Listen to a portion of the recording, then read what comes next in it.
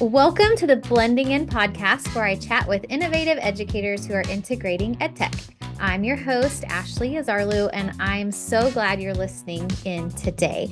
As teachers, we don't often get the chance to see into the classrooms of our colleagues, but by listening today, you'll get an auditory peek into the classroom of middle school ELA and Social Studies teacher Danielle Adams from Diamond Valley Middle School. Well, welcome, Danielle.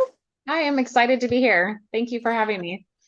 Yeah, I'm so excited. We've been trying to plan this for like a long time, and I'm glad we finally worked it out. We had some Zoom issues this morning, and I thought, oh no, are we going to have to cancel and reschedule? But I'm glad it worked out, and I'm glad you're here.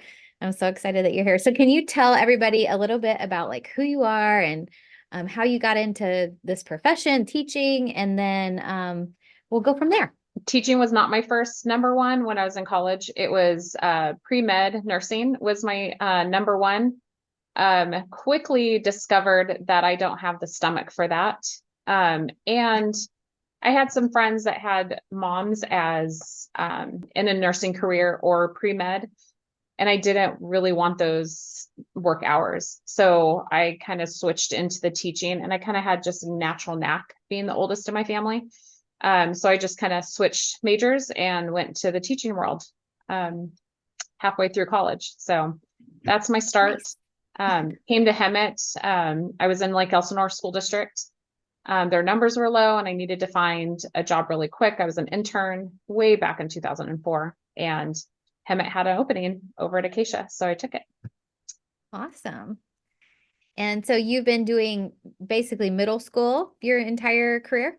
Yeah, I had my intent was to do elementary school, and I kind of just got thrown into middle school. A friend of mine, her mom is a principal over at Elsinore Middle School, and so she kind of brought me in there, and I had the job opportunity here in Hemet, and I just stayed in middle school. Yeah, I mean, you find your people, right?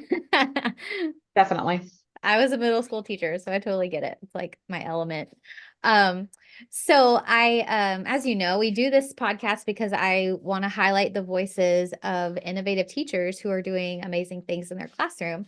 And I've known you for a few years now, but I happened to swing by your room one day when I was bringing some of my newer teachers on instructional rounds, and we saw that you were doing the modern classroom project instructional model in your classroom. And I had never seen anybody in our district like doing that model of instruction before, like live with students. Like I had heard about it, but had never really seen it. And so after I left your classroom, I kind of went back and like started exploring the modern classroom project model. And I've been back to your classroom a few times since then. And I'm just really excited about what you're doing, and the world needs to know. So that's why I invited you to be here today. Thank you. I am really, over the years, I'm always looking for those instructional strategies to improve my kids in the classroom. I mean, we already struggle with kids with that self-motivation. It's middle school. Everything's kind of a struggle with the kids. And then you have your high, middle, and your low kids. And as a middle school teacher teaching sometimes several subjects and sometimes grade levels, 5 different classes, you have 200 kids. It's really hard to hit when you're planning to hit all of those levels. So you kind of end up just teaching to the middle and just hope that the kids get it. The high kids I've noticed over the years, they get bored, and then you have to come up with extras. And when they finished early, there's a lot more into it. And then your middle of the road kids, they're just fine. And then your lower kids, I kind of feel like we leave them behind and just hope that they catch up. And that's been my feeling for a long time. So as I researched, I was really interested in the flipped classroom. I love that idea. However, it didn't really work for our demographics because I couldn't get any of the kids to do the instructional part at home, because I loved that idea of me doing the work with them and not me being the centerpiece in their day. Like it just them listening to me for an hour. I don't like talking to them for an hour. I want them to collaborate. I want them to talk. I see the the depth that the kids get into when they're having that discussion. And when they teach each other, they grow even more than just Yeah. listening to me. Um, so I kind of left that be and just kind of did the regular teaching. And then I don't even know, it was probably on Facebook how I stumbled onto Modern Classroom Project, as I was just kind of, one thing turns into another and then another. You kind of spiral on Facebook. Mm-hmm. And I stumbled upon that, and it was during the summer, and I took the class and just kind of fell in love with it. And then when I implemented it in my classroom, it was pretty awesome. I'm kind of obsessed with it. The kids are a little shocked at first, but they pick it up really quick. That's awesome. So, okay. So Modern Classroom Project is a blended learning model. For anybody who may not be familiar with this model of instruction, can you kind of explain kind of what the model looks like, what it is? So the model is a blend of online videos, short videos. They recommend nothing longer than 5 to 7 minutes. And that's your instruction. So instead of standing up here and talking to the kids, you video yourself either explaining what the assignment is. You could do the notes. There's so many things that you could do with these videos, but they're short and they go with that assignment. You create kind of must-dos that lead up to your assessment, and that's what you grade.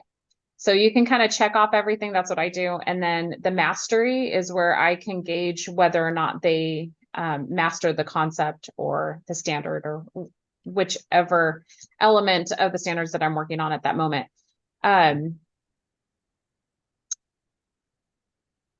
Then they can keep moving on. So it's self-paced. So they watch the video, and the neat thing is because that instruction is already recorded, we have a lot of absences here, especially after COVID, and kids struggle, when they're in class. Sometimes they're having a rough day, sometimes they're absent, they kind of tune you out. They can go back and rewatch those videos, and there's no learning loss there. So if I have a kid that's been out, sick for a week, they can watch the videos when they come back because it's self-paced and they're not behind in my class. They just pick up where they left off. And they just keep kind of rolling, and they don't miss anything. Where before, the lecture has already happened, the lesson already happened, and they have to just kind of magically figure out the assignment. But now with the Modern Classroom Project, and the instruction is already videoed and recorded, that they can go back and rewatch it. And I noticed when I did an essay using this model, kids were rewatching videos like about the thesis or topic sentences or the body paragraphs multiple times when they were doing their essays. And seeing that is amazing. Kind of the beauty is they rely on trackers. Teachers do it all sorts of different ways. Digital trackers. I give my kids a roadmap, and that's everything that we're doing in that unit, and they can check it off. And then I do a tracker on my whiteboard with, they all have their names on magnets, and they go up, and I have all the lessons up there, and they track themselves. So they move their name whenever they have finished a lesson. So I know exactly where every single kid is. If I have a kid that's kind of struggling a little bit, maybe they've been absent, or maybe I have a couple kids, I can pull them into groups and really work on those concepts with them. Because if they don't pass that mastery, they have to go back and we have to look at what are you missing. So it is an amazing tool where I actually get to sit down with my kids and have a conversation and do that one-on-one teaching in my classroom with the kids.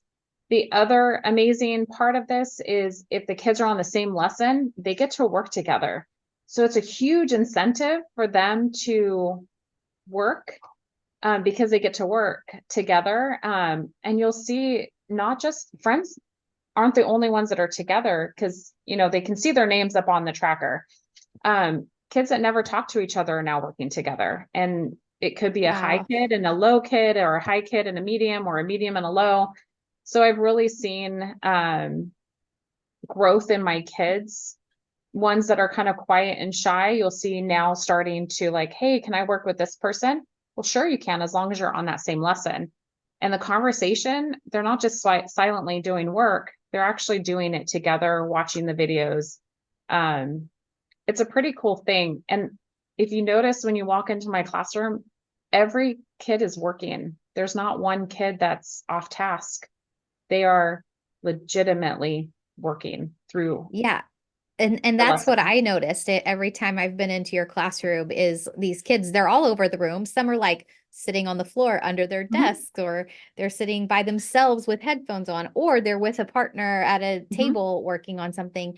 And they were all actively engaged in the Yeah, task that they were supposed to be learning that day. yeah, And I thought, wow, this is like an incredible way to like reimagine what a classroom is supposed to look like, right? So, I mentioned earlier that you teach two subjects. You have ELA and you have social studies. And I heard you say you design these instructional units. So, how do you decide which units of instruction to facilitate with this model versus other instructional models that you have in your toolbox? And then once you've decided on a unit to do, how do you go about designing that unit? okay, so the subject, social study, it takes a long time to design the units. So it takes me anywhere between 15 and 20 hours at least to put a unit together. A lot of it could be resources that we have in our scope and sequence, stuff that has already been created online. And then I kind of put together, I plan backwards. And that's how I create my units is what is the end product that I need them to create? What is a standard? And then I plan backwards and then I plan forwards. I don't know if that makes sense, but Yes. um, Yeah, you're planning with the end in mind. yes. And then for social studies, I'm not quite there yet because I'm still developing the ELA curriculum because it is a lot of work. And so right now I have 2 units and every year I'm adding more to it. Um, history, I haven't quite got there because we have a team that we're working with. And so they're not even close to even doing this model. So it's hard for me to do something completely different than my team members. Sure. Um, Yeah. and in social studies, we do a lot of the notes and the interactive notebook, and I haven't quite figured out how to do the modern classroom project with that type of curriculum. Model. Yeah, Yeah. that kind of model. So I kind of want to focus on language arts because that's my strong subject that I've been teaching for 21 years. So that's where I Hmm. want to put my time. That's where I'm putting my time and effort in. Yeah. And I think it's important to recognize that like this is a great model of instruction, but you don't have to use it for every single subject you teach and every single unit you teach. I mean, I think if you did, it might get redundant and boring for the kids, just like any other model of instruction, station rotation or flipped model, whatever. They're like, oh, we've done this before, and they get bored with it. So I think it's good to like change up the model and also be on the same page as your collaboration, like your PLC. And if everybody's not on board and they haven't been properly trained in the model anyway, then that might be not a good result for Right. the students at the end. So we have to think about what's best for the students in their learning of this content and what can I do to help them to help facilitate the learning for them. And I think you're being really wise and strategic about how you're using the model. And then you said it takes about 15 to 20 hours of like your own planning time. And I know a lot of teachers don't have that kind of time in their work day. So do you spend a lot of this like your personal time designing these Oh, units? for sure. A lot of time. Which I have a lot of my son goes to practice right down the street at Diamond Valley. So I usually come back to school because he has about a 2 to 3 hour practice. So that's where I've been doing a lot of my planning, or I just do it on the weekends or in summer times, to be honest. Mm-hmm. I kind of figure if I get the base down, like the frame, then I can just keep adding stuff every year instead of recreating from scratch like I feel like I've done for so many years. Now I actually have kind of like the frame of the house built and I just keep adding parts to it. Yeah. And it just keeps getting better from there. It is a lot of time, but I see the benefit of it And I've struggled for so many years trying to help every type of kiddos in my class. And I feel like I've finally found it. So I'm absolutely okay with spending the time to create it. I love that. I mean, I think that if you are really, really passionate about helping kids and teaching, you end up like just naturally like going above your hours, your contract hours to do things that are good for kids. And honestly, it does set you up for success in the long run because, like you said, you have that frame built and it's something that you can refer back to and build upon year after year. And then you're spending less of your own personal time, which actually brings me to my next question. So, you mentioned earlier grading. So, you don't really take home a lot of stuff to grade anymore Mm-mm. because you're doing the formative assessment and summative assessment pieces in Yes. class with the students. So tell me more about that process, the formative assessment process. What does that look like as the kids are working? How are you providing feedback, assessing their learning, et cetera? Because I'm now free and I'm not standing in front of the room providing direct instruction in the sense that I'm just talking to the kids, it frees me up to go around the classroom the entire class period and check on the kids, check their work, and they're getting that immediate feedback because now I'm available. And in the Modern Classroom Project, they suggest doing a survey after the unit and asking those really important, like, what did you like about this model? What didn't you like about it? What could be improved next time? It's a really, it's a reflective survey. And the one thing that has stood out over the years is my students have said they had more access to me.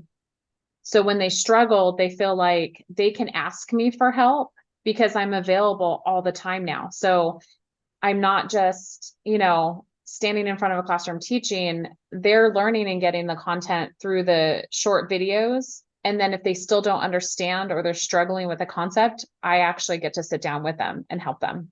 You're available.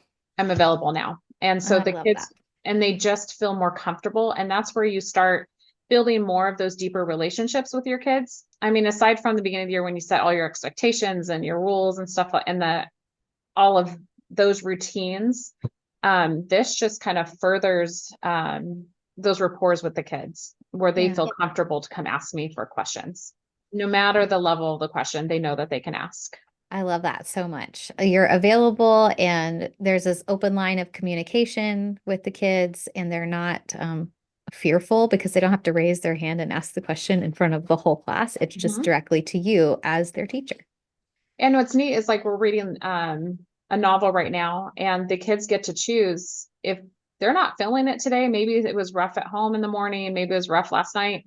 If they want to sit in a corner and put headphones on and listen and just read along, they could do that. If they want to read with someone that's at the same level, they can go and read out loud anywhere in the classroom.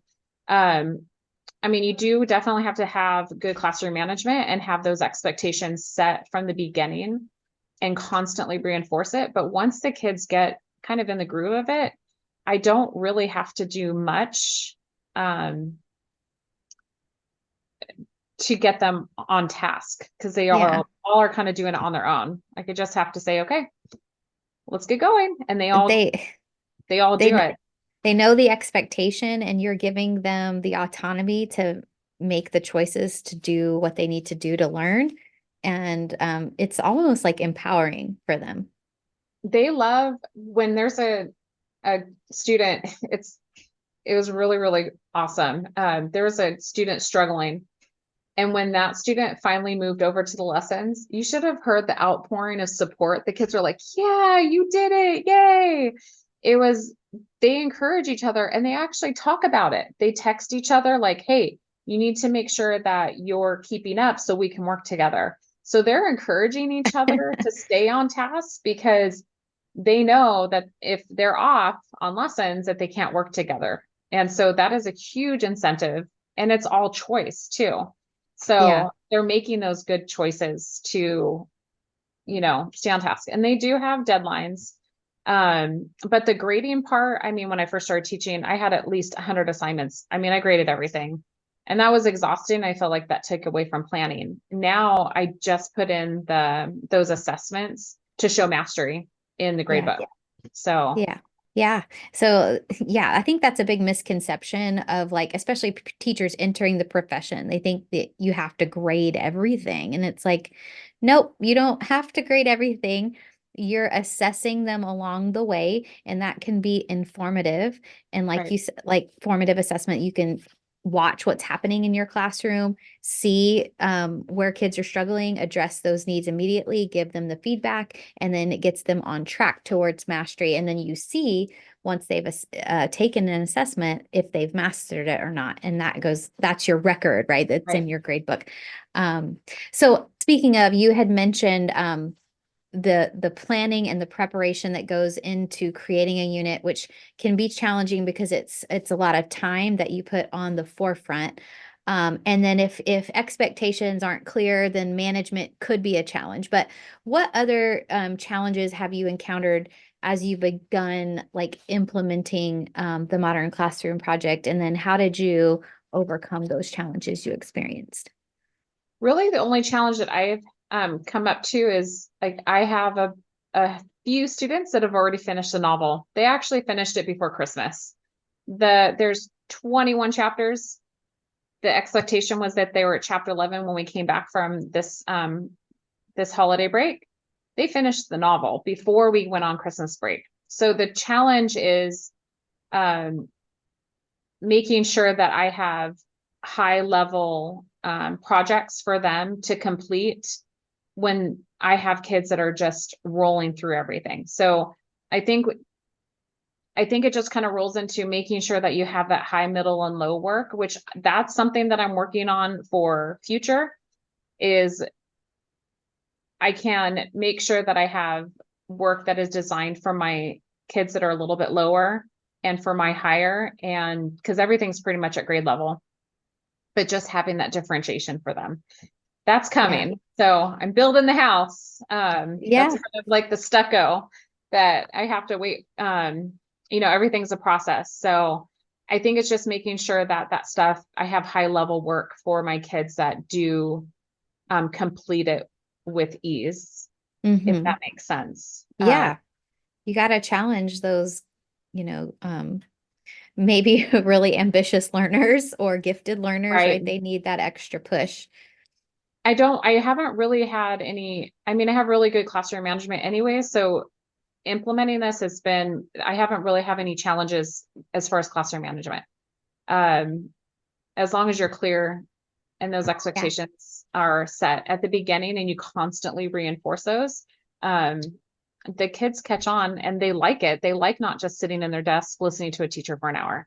Yeah. So it's a benefit. They really enjoy it. Yeah. Okay. So we talked about challenges. What about rewards? Like what's been your greatest reward from implementing the Modern Classroom project model in your classroom? Seeing my kids not struggle as hard. So when I have my kids that are absent or have a rough time at home, they feel safe in here to just come in and do their work however they feel that day. The reward is like looking out over my classroom and seeing my kids learning and talking, and that collaboration, it's kind of like a natural high for me. I'm like, that is such a cool thing to see and witness when they start talking to each other and they teach each other and you're fostering that learning environment for them. You have kids that are teaching other kids and they're growing because of that. Um, it's kind of, I call it a little bit magical. It's just fun to see. It's fun to witness when you see everybody working and you kind of see, in the movies, you see those bubbles above their head and you see the light bulbs going off. I think that's the reward in it for me. And seeing my kids that are failing in other classes and they're not failing with me because they're getting their stuff done and they're learning and being able to really pull groups where I wasn't able to do that before. Yeah, so like modern classroom project magic is basically what you're creating in your classroom. I love that so much. So as we close out today, I know you got kids coming soon. You're on your prep. Thank you for giving up your prep period, by the Oh, way, to anytime. chat with me about this. But for any teachers out there who may be thinking about wanting to try the modern classroom project model, what advice would you give to them? I would advise going to the website for Modern Classroom Project and really exploring their videos. They have exemplar lesson plans on there, so you can see how different grade levels, all the way from elementary all the way to seniors in high school, they have book studies, they have just normal regular lessons in there. They have every different subject that you could think of. I would recommend looking over all of that and seeing if that's a fit for you. And knowing that there is a lot of work that goes into it, because they do offer a free training. The training is rather long, but if you're willing to do that, then it is absolutely worth it. And Yeah. it's just an online training. Yeah. And I think that's great advice. Like, this is not a model that you can just come in and implement next day. Right. You need to really consider all of the elements that would go into creating a unit of instruction with this model. And I will definitely link the Modern Classroom Project website in the show notes for anybody that would like to explore a little deeper. And I'll also link your contact information in case anybody wants to reach out to you with questions Of or course. um, tips, advice, anything like that. I know that you're open to that.